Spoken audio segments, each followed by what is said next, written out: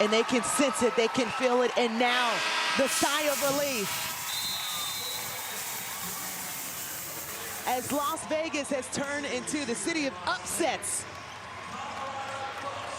As now Colorado takes down the defending champs for their season opener.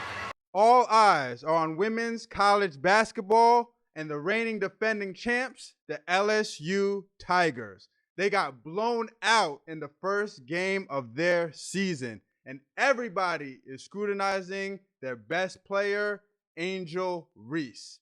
Is this what comes with the territory when everybody is watching, or is this what we consider hate?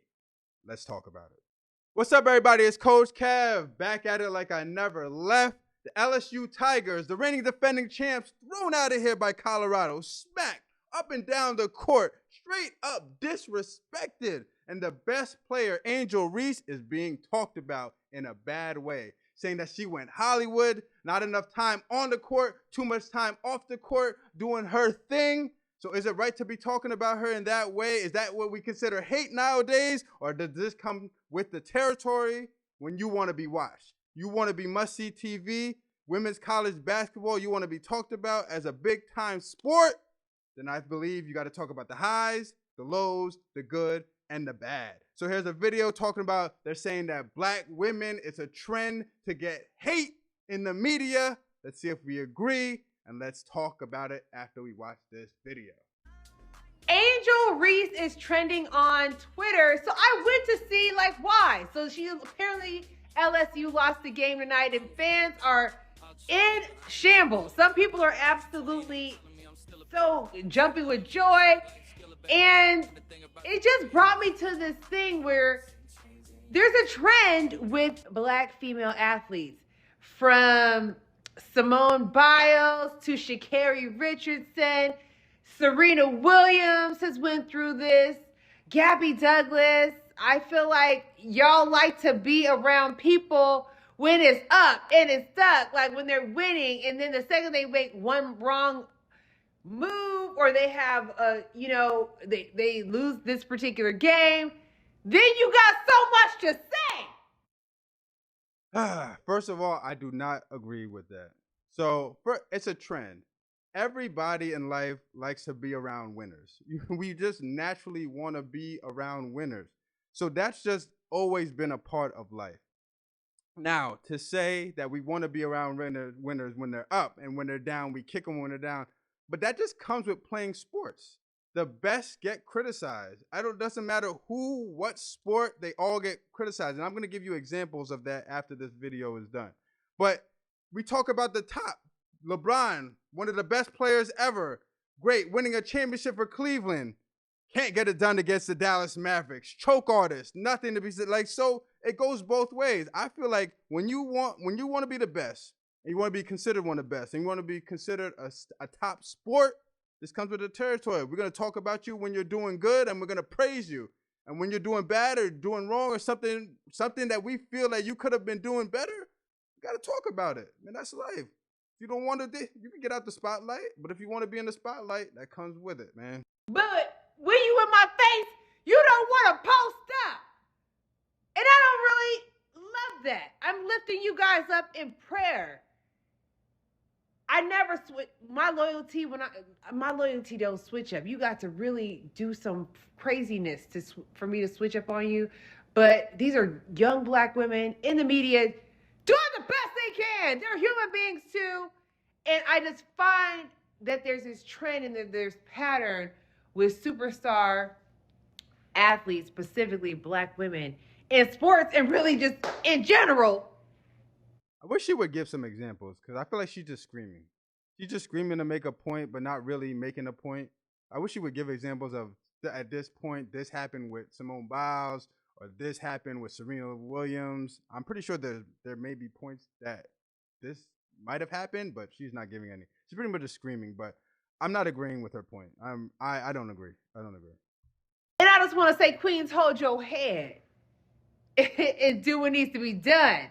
Because I'm still gloating when Angel Reese upset a globe full of racists. It just makes me happy. So, yeah. Wait, did she just say, so she said they're racist? Racist too? Hold on. Set a globe full of racists. It just makes me happy. Racist. So, yeah. It be like that sometimes. But God bless y'all. Lifting y'all up in prayer. I know you see it. Let's just stick to basketball since we're talking basketball. So let me give you some examples right here. And I know this is professional athletes in college, but I feel like it still goes hand in hand. You want to be known, you want to be seen, you want to be talked about, then this is going to come with the territory. Anthony Davis of the Los Angeles Lakers. Great player, a little injury prone, but still a great player. To make it to the NBA and be considered one of the best players in the NBA, he was considered one of the top 10 players in the NBA at one point. Has to be some type of accomplishment. You have to be good. Skip Bayless called him, not Skip Bayless, my fault. Charles Barkley called him street clothes. Nicknamed street clothes because he's always injured. So he's always in street clothes, which is hilarious. Always injured, always wearing street clothes, never in the game, never could count on him. Anything he's gonna be hit. He's gonna injure his finger, his big toe, his pinky, his back, his quad, his ankles. Something is gonna get hurt. So Charles Barkley nicknamed him street clothes. Now, do you think that's right? Calling a professional athlete, one of the best players in the NBA, street clothes? You let me know. LeBron, no clutch gene. Choke artist, can't get it done in crunch time. Shies away from the big shot, from the spotlight. That's what they say. That's what his critics say about him. He has won 4 championships. LeBron's been doing pretty good. I feel like he's been doing good. I don't know how you guys feel. Do you feel like? I feel like he's the all-time leading scorer in the NBA, but he got criticized. People will say he's arguably the best player of all time, if not second best player of all time. And then people will say he'll never be better than Jordan. He chokes in the clutch and all this stuff. It goes hand to hand. I feel like that comes with the territory. What do you think? Kevin Durant, weak-minded superstar, always on Twitter, talking back to Mr. Joe Schmo, Mr. Nobody, commenting about Kevin Durant's game or something he did, and Kevin Durant always claps back, fires back. Is that right? Should he do that? Who knows? That's his choice to do that or not, but the media talks about it. He's weak-minded. Get off of social media. Focus on your basketball game. Stop worried about these people. On one side, he's one of the best players in the NBA. On the other side, he's a weak-minded individual. Russell Westbrook, a.k.a. Westbrick. So you're calling a professional athlete. He averaged a triple-double 2 times. A triple-double for a whole season. Russell Westbrook. And they call him Russell Westbrick. Meaning all he does is brick shots. Whether that's true or not, to disrespect this man, a professional athlete, an NBA superstar, top 50 player of all time, and call him Westbrick, do you feel like that's wrong? Is that hate? Is that considered hate? Or is that just what comes with the territory? He's been missing shots. He hasn't been making shots, shooting a bad percentage. I feel like you could call him Westbrick. He's been bricking shots. Work on your game, Russell. Get your shots up. Start knocking them down. And we'll throw that name out the cloud. We'll throw that in the corner. Chris Bosh, one of the best players to play on the Heat. 2-time champion. Bosh Spice from the Spice Girls. So Skip Bayless called this man a woman.